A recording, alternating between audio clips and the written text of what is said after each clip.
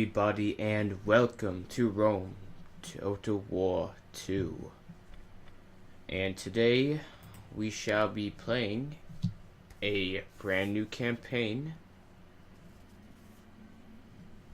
as Rhanduil, a long-lost faction that I'm sure none of you have ever heard of because it is a mod faction.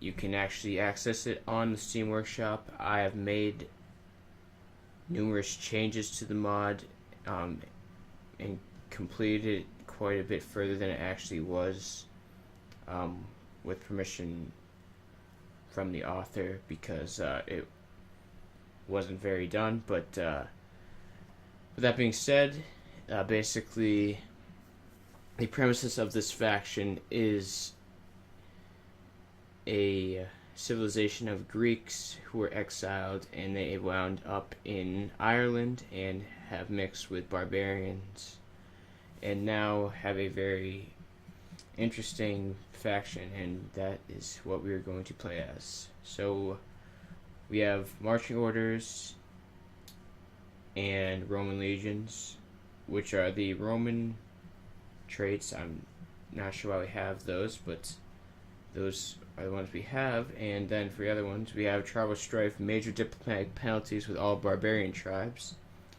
because we are Greek. And we also have naval raiders, which means we have 20% ship ram damage bonus for all Abdani ship crews. So that'll be good for our naval battles. And that being said, we'll be playing on hard difficulty. We have a lot of mods on that I'll go over, and basically for people who enjoy the thespian aspect of Greece, Rhanduil is kind of a combination of that. So I'll see you on the campaign. Alright, everyone, here we are on the campaign map. As you can see, we have our one territory on the island, of which would be Ireland, and is our capital, called Rhanduil. And we can expand this immediately, which we shall do. And since we don't have much of a military, we will be getting an artisan's lodging first to get some barbarian troops. Our faction leader, as of right now, is Taxapo. He's the only Celtic-looking general that we will have, because all our other commanders look quite thespian or Greek. So, with that being said, we are not going to recruit another general right this moment, but we will research supply foraging in our technology tree. And as far as troops, we can get a couple British slingers with the little bit of money we have, and we'll be making quite a bit of money this turn. But besides that, we have no food or anything. We can check the diplomacy. I believe a lot of factions do not like us, including the Caledones, who we are at war with. However, we share the same blood with all these factions. The Demete like us. The Dimnonii like us, fair enough, and the Brigantes also relatively like us, so we won't talk to any of them right now, because there's nothing we can really benefit from doing that, because we're probably going to want to take over all of the British Isles, so there's no point in pursuing any diplomatic relationships. We can look up here. We do have some political benefits as well as negatives based on the mod that we have going, the Attila Politics mod by Happy Compy, which basically creates a lot more diplomatic penalties and also political penalties, which will increase the likelihood of a civil war. So we'll have to be watching out for that, as right now we have 78% of the influence in our party, so that is good. We can secure our general's promotion, and we shall do that, because why not? He is the only general that we have. And with that being said, I think we shall end the turn. We have returned the next turn. It is now summer 272 BC, and we've recruited 2 of the Britain slingers, and now recruit 2 heavy freemen, a cheap, not necessarily good unit, but we do need to bolster our ranks as quickly as we can. We can upgrade our fishing port, which we will, and we also need to, and we can also upgrade our village, which will get us a couple new units and our garrison, and Fisherman's Hut will allow us to get a quite large garrison of assault raiders and raiding Himalaya. So that is good, and next turn we will have sword bands to be able to recruit. Still making quite a bit of money per turn. Nothing else we can really do, however, so the people of Rhanduil will just keep building.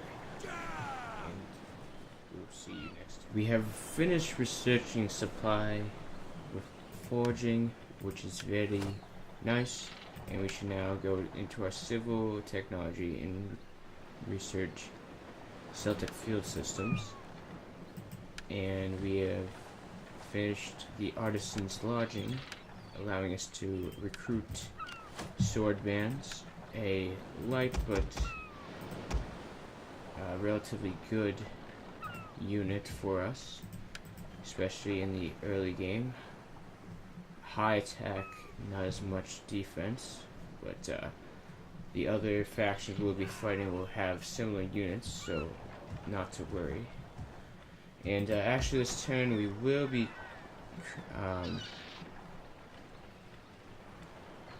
going right up to the bronze workshop, getting us 4 more units as we expand our city, and we will be recruiting another general. Of the other families, we will get Tasgitios,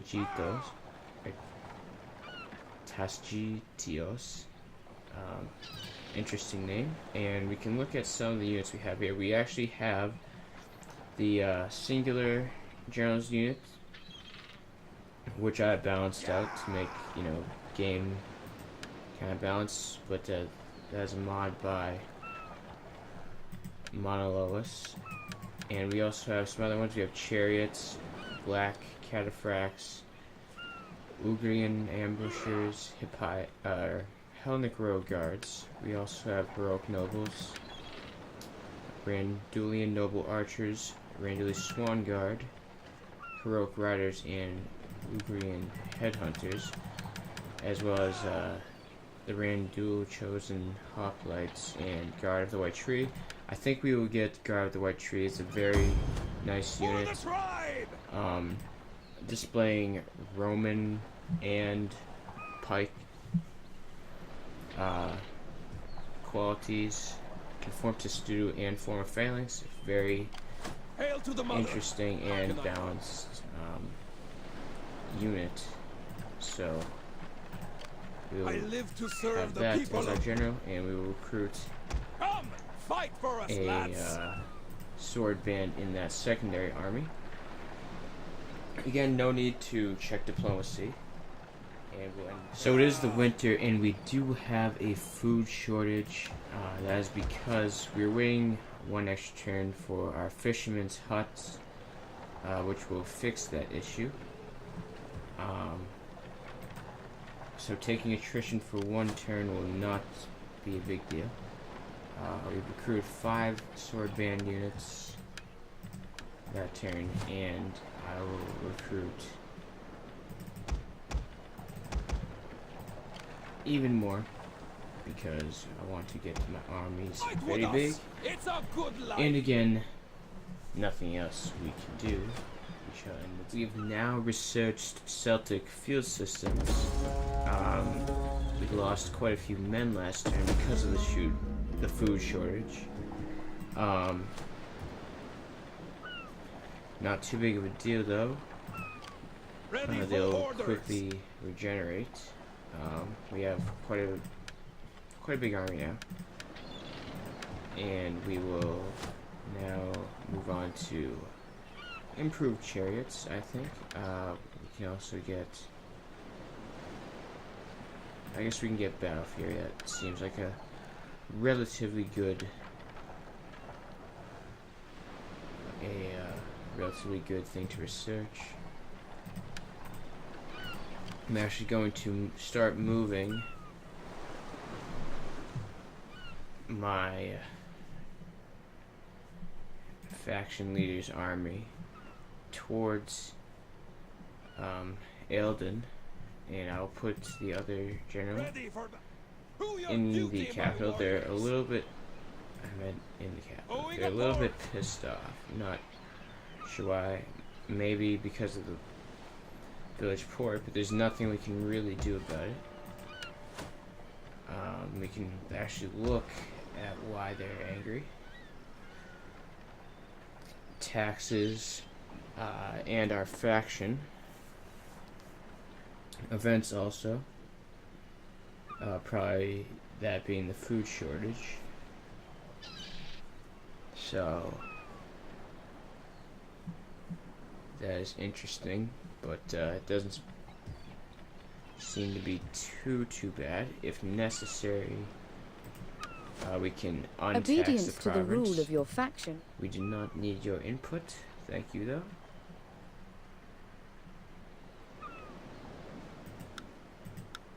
Alright, so we're getting a lot of money from taxes, so we cannot be taking that off as of just yet. But we'll end the turn. These guys are actually going to still regenerate, even though they're in the water, because we're in our territory.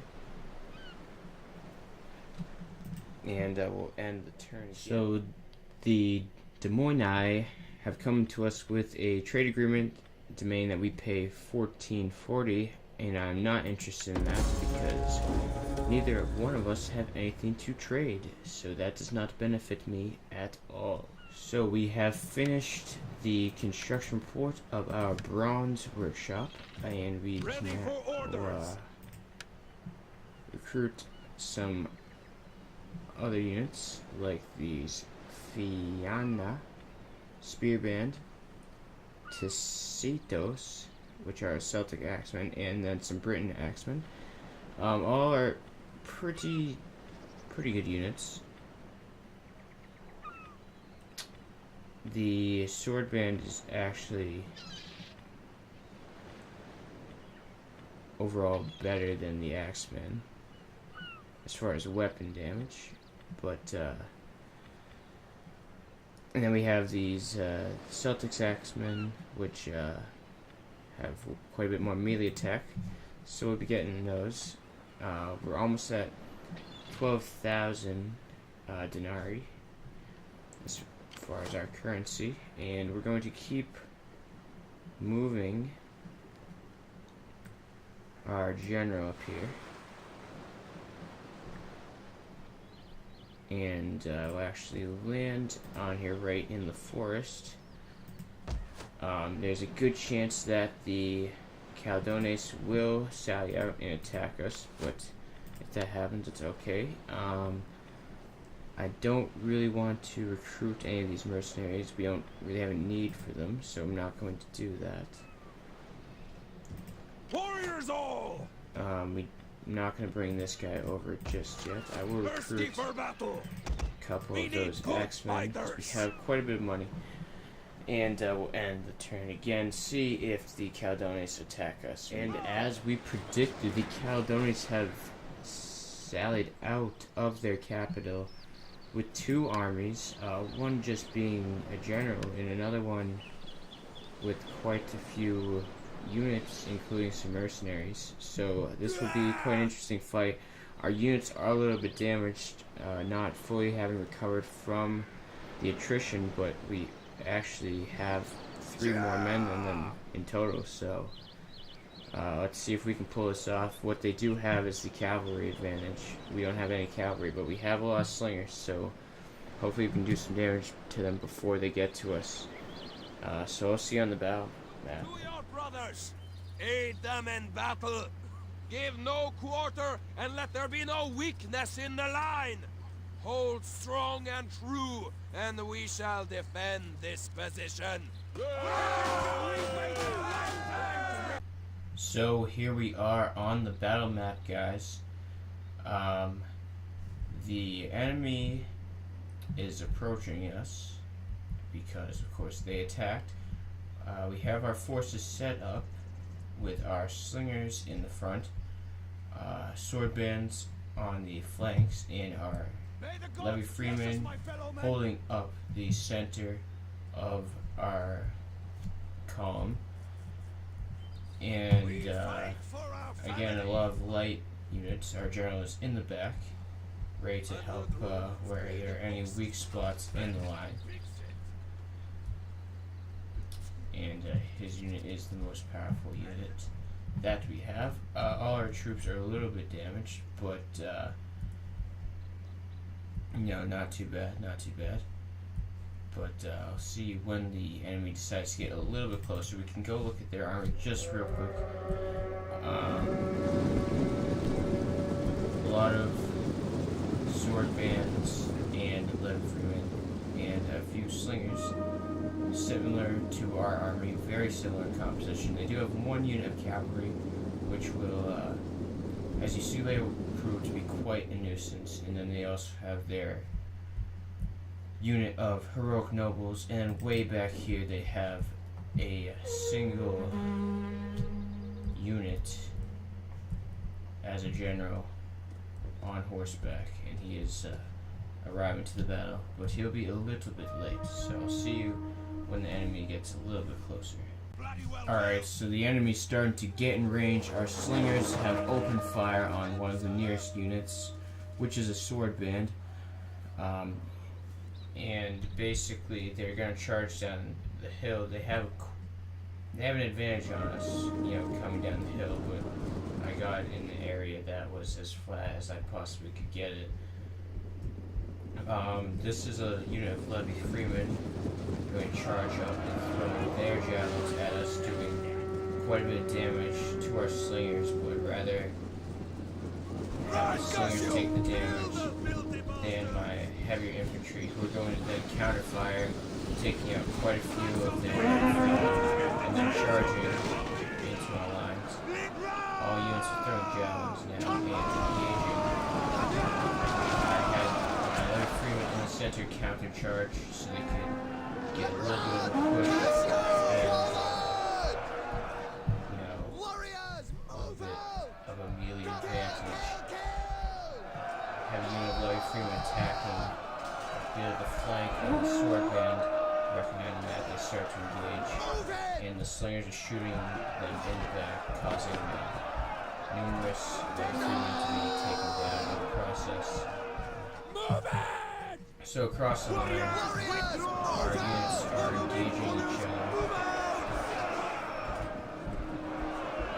We are overall getting the upper hand, except in the middle, our Levy Freeman broke, and our general had to come up and assist against the sword bands, where he is doing quite a good job cutting them up. Over here, our sword bands have won decisively, and they're waiting the next movement as well on the right.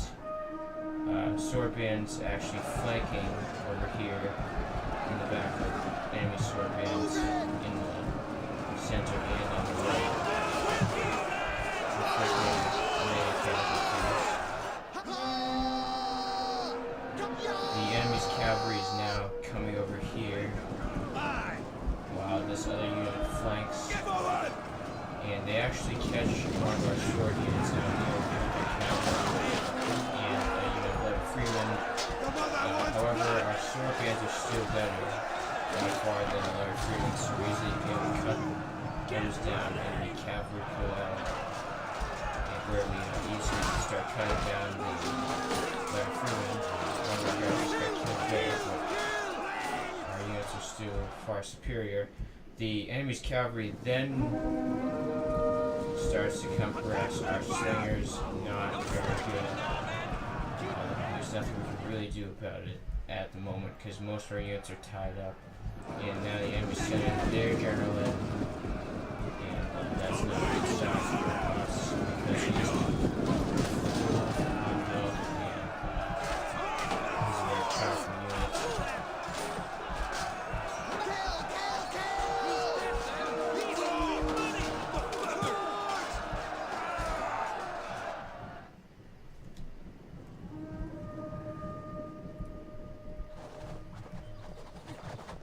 We have our slingers still firing over here, not doing too much damage, but we've almost completely routed the enemy forces on the right. In the center, a lot of dead bodies of the Caledonians, a few of ours as well, but at this point we send our general over to engage their general in the back, and then we start to get a little bit of advantage over here.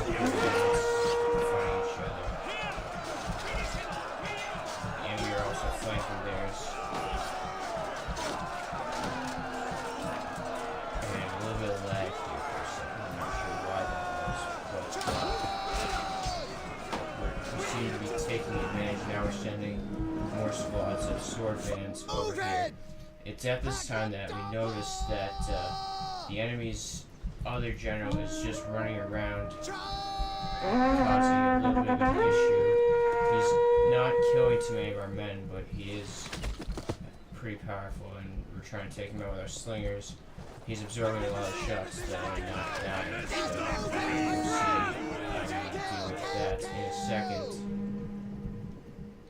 Back over here, you can see that we really started to cut down the enemy's heroic nobles. We're down to 33. And their morales started to get shaken. And at this time, the general hasn't died yet, but will be dying very soon. I'm not actually sure where he is. He might be that one right there, I actually think.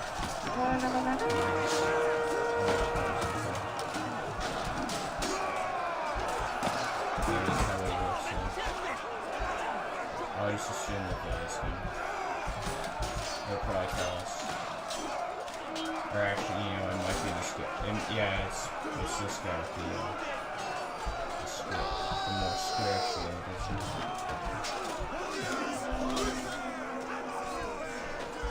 Perhaps I'm not positive. Just trying to defend against a large number of our own men, but he can't. And then he falls right there, assuming that was the guy. I'm not actually positive. Could be any one of these guys. I do believe their general has fallen at this point. I can check. Yes, he has indeed been killed. It just did not say it. Over here, we have the enemy's general still doing work. He's been able to evade our troops, so we're gonna pull my general over and hopefully finish him off. He is just single-handedly killing a lot of our troops, but since he's only one unit, he's not doing it at a fast pace or anything. So we were able to distract him with our sword bands until my general can arrive. Loose! Over here, since we don't have any cavalry, we're chasing the enemy slingers all the way to the edge of the map with some of our sword bands. That's the only way that we're going to be able to do it, and that occurs until the very end of the battle where we cut them down. So at this point, the enemy's second general is actually routed as a unit of our swordsmen, but as you can see, our general is coming into play as he comes up the hill. His men are very tired, but they have some javelins with them still that should do some decent damage against the enemy's general. These guys were just completely throwing their spears directly into the ground, but we will get him in just a second. I actually pulled them out so they would be forced to throw their javelins, because I didn't want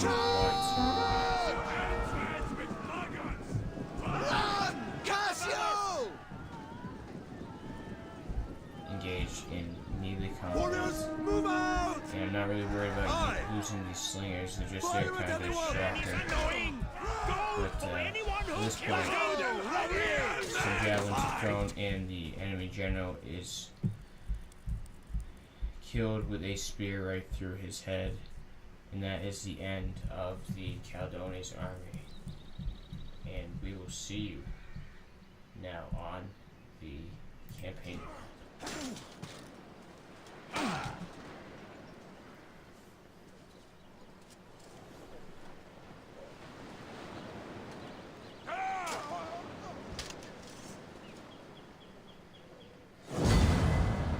So with that, we managed to get a Pyrrhic victory,